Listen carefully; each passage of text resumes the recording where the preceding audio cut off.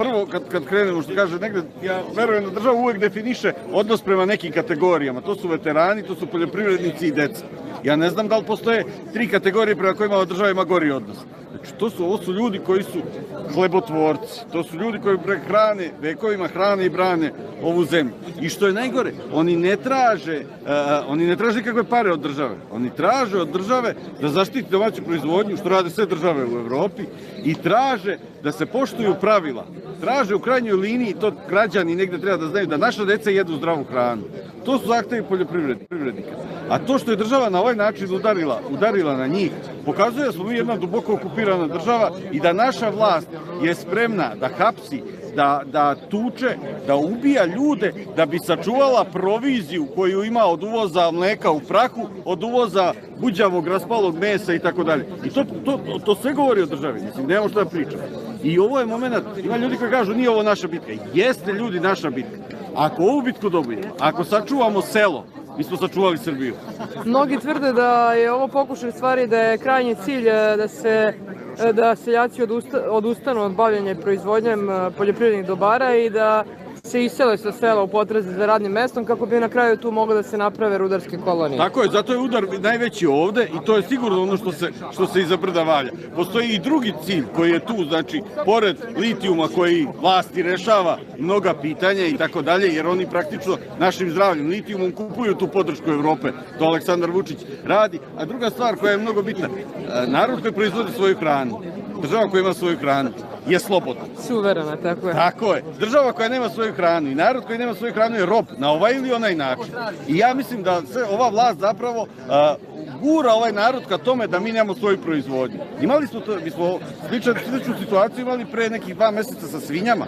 Srbija ima dovoljno svinjskog mesa, ima čak i 100.000 nekih suprasnih krmača koje vrlo brzo mogu, da dopunimo to što fali. Međutim, dozvoljen je uvoz zaleđenog mesa. Pazite, dozvoljava se klanjici koja ima 150 kvadrata da uveze 7 tona zaleđenog svinjskog mesa. Pa gde će da ga stavi? Znači, sve se radi da se uništi poljoprivredna proizvodnja u Srbiji. I to se radi u interesu nekih drugih ljudi koji nisu ovde. Jasno.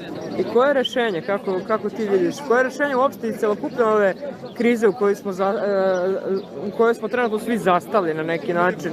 Neko se čini da nema više u toj meri ni onog broja ljudi, ni šta očekuješ da treba da se desi da bi narod ponovo izašao, da bi se nekako jače i intenzivnije suprotstavio? Pa ovo traje jako dugo i svi su umorni i mnogo ljudi je podobijalo otkaze, mnogo ljudi je pohapšeno, represija je svuda.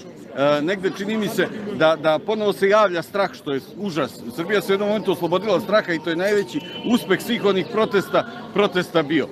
Ali verujem da smo tu, verujem da je taj voz Aleksandra Vučića trajno prošao. I za njega nema dobrog rešenja. To je jedno kao kod Tolstoja, kad Napoleon je ušao u Moskvu, ali on je u suštini izgubio rat. I njemu je sad svaka situacija loša. I sve što uradi daće loš rezultat. Tako i sa Aleksandrom Vučićem.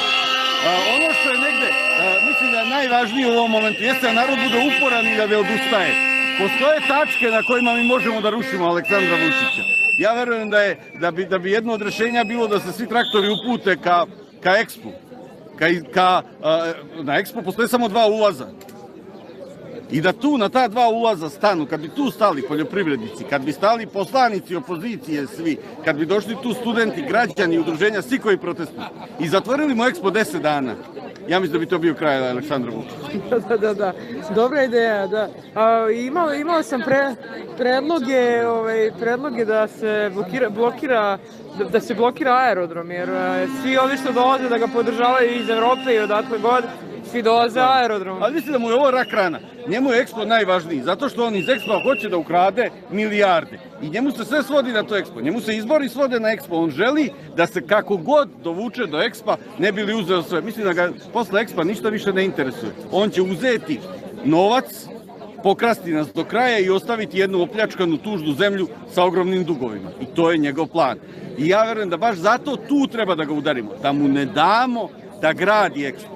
I tu kad ga zaustavimo, on će morati da povuče neke radikalne poteze. A onda je sve na nama. Ako hoćemo slobodu, doći ćemo tu svi i završiti sa njima. Ako nećemo slobodu, šta da kažem, sami smo krivi. Ali ja verujem da sloboda dolazi, da je ovaj narod izreo i spreman za slobodu. Stigle su te mlade generacije spremne za slobodu. Tu smo svi mi. Mislim da Aleksandar Vučić više nema ni teorijsku šansu da se iz ovoga spase. Podrška više ne postoji. I samo je na nama da ovo dovedemo do kraja. Daće Bog uskoro. Daće Bog.